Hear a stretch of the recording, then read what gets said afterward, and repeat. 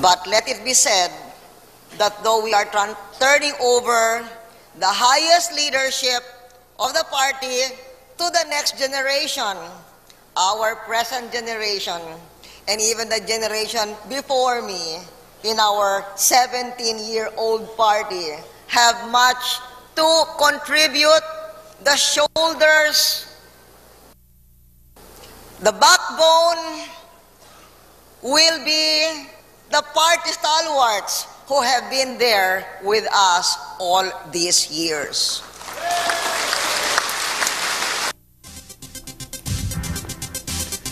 That was President Arroyo telling the party faithful at the recent PICC Lakas Kampi CMD convention what she told the country at her last State of the Nation address. Don't count her out because she's neither down nor out in 2010 or beyond. Last October, Mrs. Arroyo became the second longest-serving president in our history, and yet she faces a problem identical to those Marcos, who still hold the record, and Quezon, whom she overtook 2 months ago, faced. Can she and the coalition she's hammered together maintain its relevance as the country braces to elect her successor? Tonight, our next to the last episode on the parties that created presidents, we're going to look at Lakas Kampi CMD and the machinery of its standard bearer. I'm Manolo Quezon, the Explainer.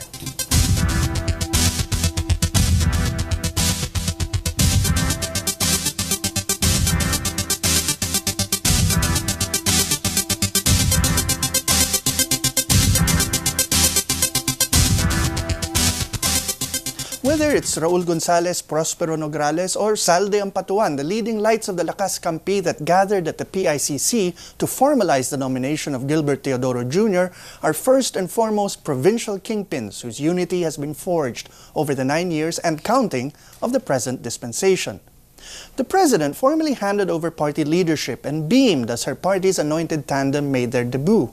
She could well afford to bask in the reflected warmth of a coalition she's nurtured for 9 years, longer and with a wider reach than 10 out of the 12 elected administrations this country's had.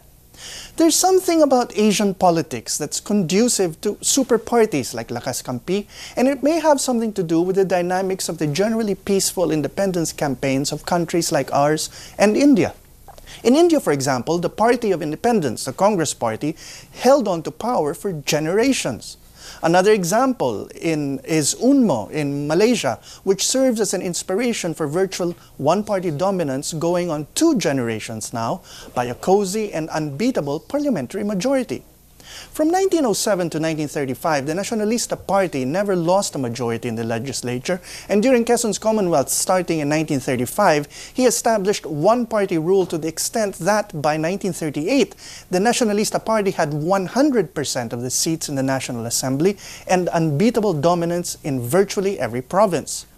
If it hadn't been for World War II, the Philippines would probably have gone the way of India, where the Congress Party ruled 50 years, and Malaysia, where UMNO has ruled for as long a time. But the division in Philippine society caused by the war shattered the NP and gave us a 2-party system. 2 presidents had the chance after that to restore the one-party system by creating an administration super party. But the first of our post-war presidents, Manuel Rojas, died before he could seek re-election and achieve it. Ramon Magsaysay was so phenomenally popular that both the NP and LP wanted to have him as their common candidate when he sought re-election, and he himself was planning to create a new super party to replace both. But his death in 1957 derailed that possibility. Ferdinand Marcos finally managed to create a super party but had to establish a dictatorship to do it. His KBL would be the only party that mattered from 1978 to 1986, or about as long as the Commonwealth's pre-war NP supermajority. But when he was evicted from office, his super party melted away into irrelevance. President Arroyo, for her part, has had a long and at times arduous climb to creating her own supermajority party, saddled on one hand by her affiliation with the Lakas CMD with its elder statesmen, former President Ramos and Speaker Jose de Venecia, and her own pet party, Kampi, created as a temporary vehicle for her vice presidential bid in 1998.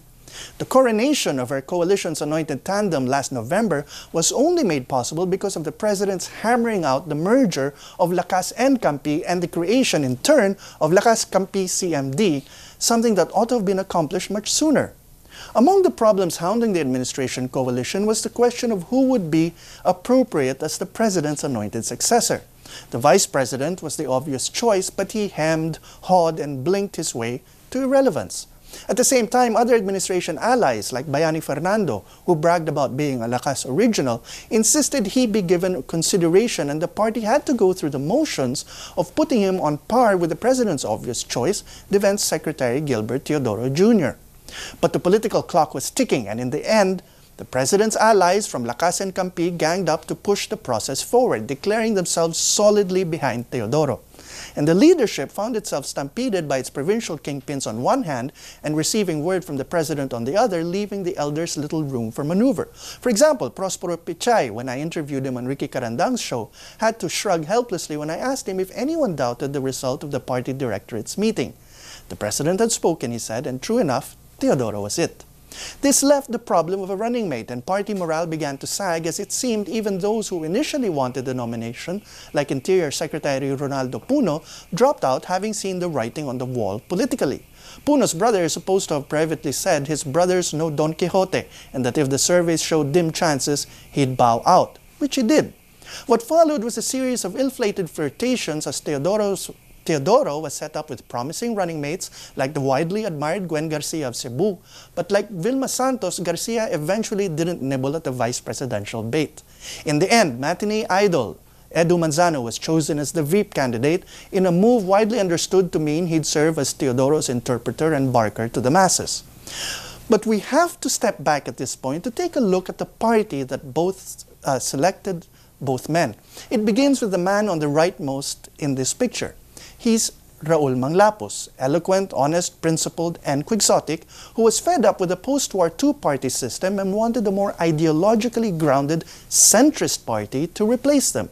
He would eventually latch on to Christian democracy as the template of precisely the kind of party he wanted. Reformist but not radical, Christian in ethics but secular in practice, and with a wide network of similar parties, particularly in Europe, with which to ally. Manglapus's National Union of Christian Democrats, or NUCD, would have been a fringe party were it not for this man, Speaker Ramon Mitra Jr., who led the super party, the Labanan Demokratikong Pilipino, or LDP, during the Cory years, and who hoped to lead it as he pursued his own presidential bid in 1992. Now, a military man bitten by the political bug, AFP Chief of Staff turned Secretary of National Defense Fidel V. Ramos, decided to contest the LDP nomination but lost.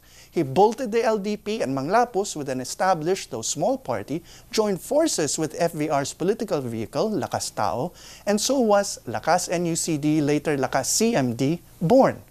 Now, enjoying Cory Aquino's blessings, FVR won the presidency in a real squeaker of an election, but then turned his minority into a growing majority. Jose de Venecia became the Mitra of the Ramos years, cobbling together a rainbow coalition, while the 1995 midterms gave Ramos control of the Senate too. But in 1998, his efforts to amend the Constitution to extend his stay in office having failed, Ramos had to pay the piper, and his loyal speaker became the Lakas candidate for the presidency. His running mate, in turn, became Gloria Macapagal Arroyo, who'd originally created Campi as a potential vehicle for the presidency, but she decided, in the face of Joseph Estrada's popularity, to go for number 2, a winning strategy. Lakas CMD withered away during the Estrada years, but his shortened presidency meant it could come roaring back when GMA became president. But hers was a titular leadership so long as she was dependent on De Venecia as speaker, and Ramos continued to enjoy prominence and prestige at home and abroad. As Pio Ontiveros likes to say, it's nothing personal, it's strictly politics, and the political dynamics of presidential power asserted themselves in time. While JDV and FVR helped save the president in 2005, her lease on life gave her the motivation and the will to take both men down. JDV would be discarded as speaker by 2008.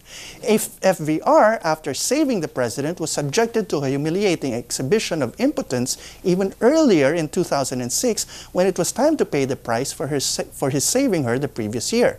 The president didn't honor the bill, and in a party showdown proved she had the numbers and would do charter chain FVR's